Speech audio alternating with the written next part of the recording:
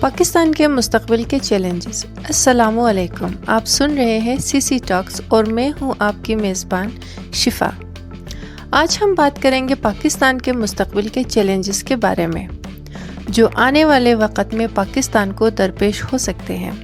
یہ صرف خطرات نہیں، یہ مواقع بھی ہیں اگر ہم سمجھداری سے کام لیں۔ تو آئیے بات شروع کرتے ہیں۔ پاکستان دنیا کے ان ممالک میں شامل ہے جہاں پانی کی شدید قلت کا خطرہ ہے۔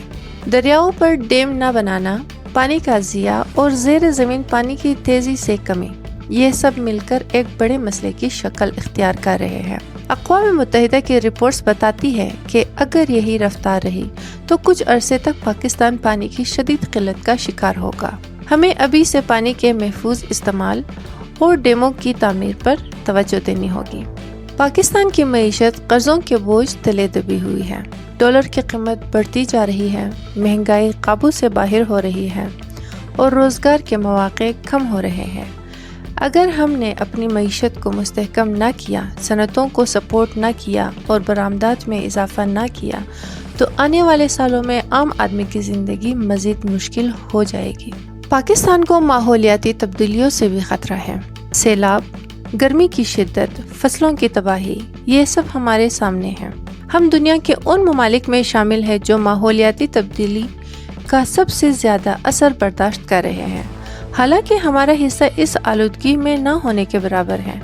ہمیں فوری طور پر شجر کاری، صاف توانائی اور ماحول دوست پالیسیوں پر عمل کرنا ہوگا۔ سیاسی عدم استحکام بھی ایک بڑا خطرہ ہے۔ حکومتیں بدلتی ہیں لیکن پالیسیوں کا تسلسل نہیں ہوتا۔ اپوزیشن اور حکومت کی کھینچا تانی، عدلیہ اور اداروں کی مداخلت اور عوام کا سیاست سے مایوس ہونا، یہ سب ہمارے جمہوری سفر کو نقصان پہنچا رہے ہیں۔ مضبوط ادارے، شفاف انتخابات اور سیاسی برداشت ہی ہمیں آگے لے جا سکتے ہیں۔ تو یہ تھے وہ بڑے بحران جن کا سامنا پاکستان کو آنے والے وقت میں کرنا ہوگا، لیکن یاد رکھیے، ہر بحران کے ساتھ ایک موقع بھی چھپا ہوتا ہے۔ اگر ہم آج فیصلہ کریں کہ ہم نے بطور قوم بہتر ہونا ہے تو کوئی چیز ہمیں ترقی سے نہیں روک سکتی۔ اگلی قسط میں ہم بات کریں گے ان مسائل کے حلوں پر۔ تب تک کے لیے اپنا بہت سارا خیال رکھیں۔ اللہ حافظ۔